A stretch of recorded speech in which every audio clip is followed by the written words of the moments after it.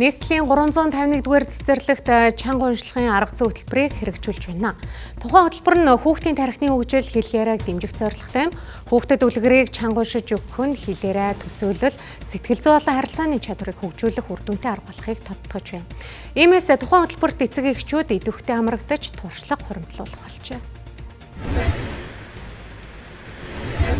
Чанга унших энэ ном гэдэг юм чинь их хүүхдэд сэтгэн бодох чадвар, ой санаа, ой нөгөө сэтгэл юунд нь оруулаад тэгээд хүүхдүүдтэй харилцаа яриад тэгээд энэ ном гэдэг юмыг уншиж ойлгох, номтой яаж харьцах гэдэг бүх юмыг л ингэж үзүүлсэн, хүүхдүүдэд ойлгуулсан, тийм жүжиглэлсэн эцэг эхчүүд гэсэн бас энийг бас гэр орондоо ингэж хийхэд бас зүгээр юм байна л гэж бодлоо.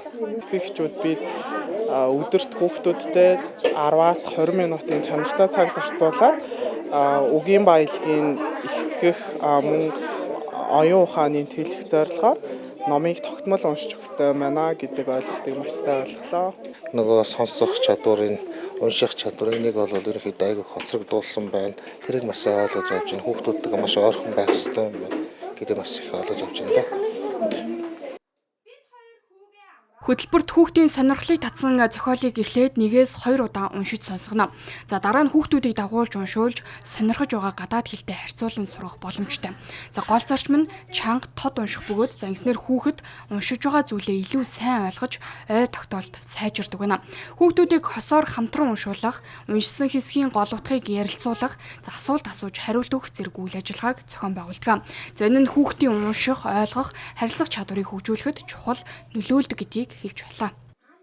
За өнөөдөр болохоор чанга уншлагын арга зүй болохоор бид нэр сургалт үйл ажиллагаанд хэрэгжүүлээ ажиллаж байгаа. За тэгээд энэ нь болохоор яг ямар ач холбогдолтой юм бэ гэхээр хүүхдийн хэл ярианы хөгжлийг дэмжинэ.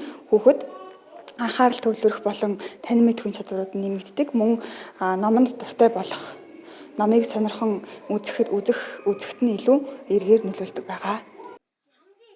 Чанга уншлагын арга зүй нь хүүхдийг багаас нь уншиж ойлгосноо илэрхийлэх чадварт сургадаг.